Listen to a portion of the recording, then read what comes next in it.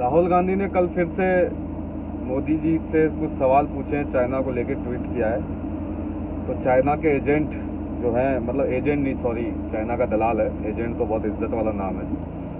उसके लिए मैं कुछ लिख के लाया हूँ। उस परिवार से मेरे कुछ सवाल हैं और जो उस परिवार की गुलामी करते हैं उनसे भी पूछना चाहता हूँ मैं कि सन 2001 में राहुल गांधी लंदन के अंदर तुझे ड्रग्स लेते हुए पकड़ा था या ड्रग्स बेचते हुए पकड़ा था, जो अटल बिहारी वाजपेयी जी ने तुझे छुड़वाया था। सन 2005 में 2006 में सुकन्या देवी ने तेरे ऊपर बलात्कार का आरोप लगाया। उसके बाद वो परिवार गायब है, कहाँ है पता नहीं। भारतीय इतिहास की सबसे मजबूत प्रधानमंत्री इंदिरा गांधी जी, उनके गार्ड्स उनको गोली मारते हैं तो सोनिया गांधी उनको पास के हॉस्पिटल एम्स में ले जाने की बजाय डॉक्टर राम लोहिया हॉस्पिटल जो दूर था वहाँ लेके जाती हैं और फिर वहाँ से वापस एम्स में लाती हैं। तो ज़्यादा खून बह जाने की वजह से उनकी मृत्यु हो जाती है। सोनिया गांधी जी क्या चाल थी, था क्या? केजीबी जो रूस की जासूस कंपनी है, आप उसके एजेंट थे क्या सोनिया जी? चलो, संजय गांधी जी की रहस्यमय मृत्यु, जांच क्यों नहीं की गई है? उन्होंने जांच की मांग क्यों नहीं की? ताकि राजीव गांधी प्रधानमंत्री बन जाए इसलिए मृत्यु कराई गई थी क्या? पता नहीं। अच्छा चलो छोड़ो। राजीव गांधी जी इस देश में लंप्यूटर नहीं लाए थे, लंप्यूटर करते रहते ना। राजीव गांधी जी इस देश में आइंटो माइटो साइटो जो भी नाम है उसका, सोनिया गांधी लाए थे, जो इस देश में सोनिया गांधी के नाम से जानी जाती, जो इस देश को खा गई लूट लूट के। राजीव गांधी जी के साथ हर रैली में रहने वाली सोनिया गांधी उनकी अंतिम रैली में उनके साथ नहीं थी और उनकी मृत्यु हो जाती है। और फिर सोनिया गांधी अपने पति के हत्यारों को माफ कर देती है। ऐसा क्यों यार? मुझे नहीं लगता हिंदुस्तान की कोई भी पत्नी हो अपने पति के हत्यारों को कभी माफ करेगी। पूछो यार ये सवाल उनसे कब से।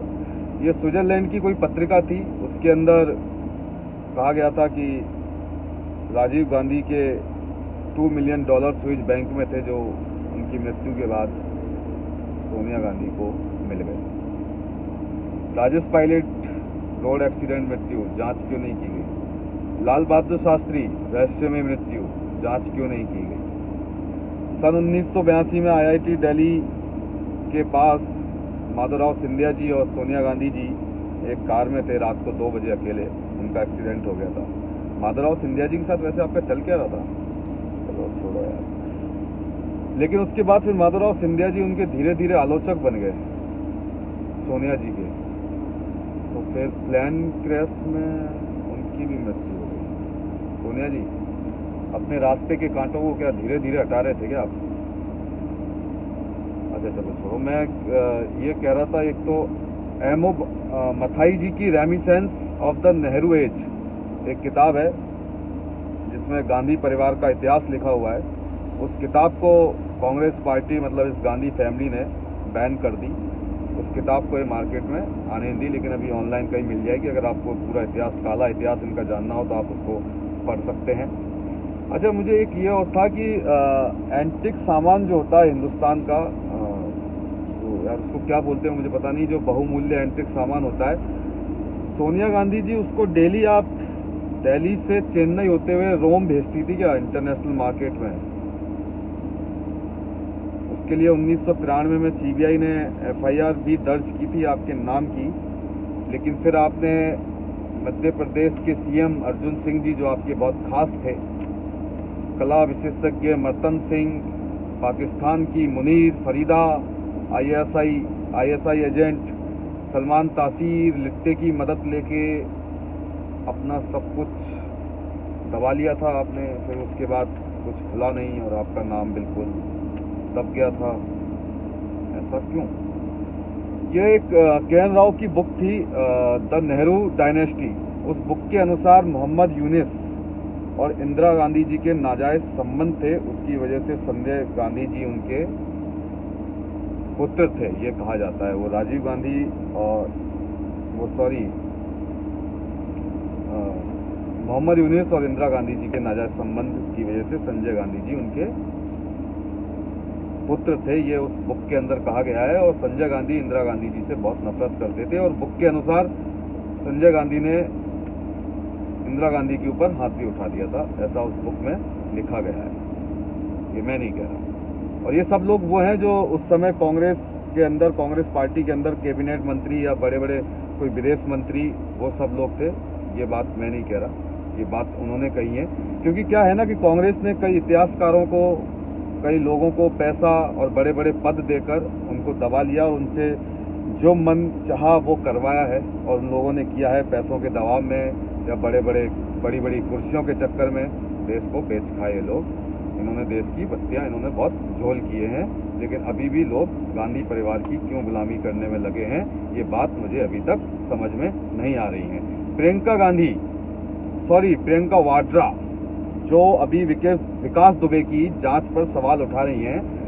आपकी ननंद मिखेल वाड्रा दिल्ली जयपुर रोड पर एक्सीडेंट में मारी गई। आपका जेठ रिचर्ड वाड्रा मुरादाबाद में कमरे में मरा पाया गया। ससुर राजेंद्र वाड्रा आपका दिल्ली से पंखे पे लटका हुआ था, दिल्ली के अंदर, दिल्ली में कमरे में, हाँ दिल्ली में कमरे के अंदर पंखे से लटके मिले। देवर आपके नशे के ओवरडोज से मर गए। आपने कभी जांच की मांग क्यों नहीं की? इतना सब कुछ आपके परिवार में हो गया, आप लोग जांच क्यों नहीं करवाते यार? प्रियंका वाड्रा जी, क्या चक्कर है? नटवर सिंह की एक बुक थी, नटवर सिंह जी जो उस समय फॉरेन मिनिस्टर थे, उनकी एक बुक है प्रोफाइल्स एंड लेटर्स। उस बुक में लिखा हुआ है कि जब इंदिरा गांधी जी अपनी अफगानिस्तान की आधिकारिक यात्रा पे थी, तब उन्होंने बाबर की कब्र पर माथा टेक कर कहा था कि ये हमारा इतिहास है, मतलब ये उनका इतिहास है, मतलब उनके परिवार का इतिहास है बाबर। और उन्होंने कहा था कि बाबर, आपका हिंदुस्तान आज भी हमारे हाथ में है।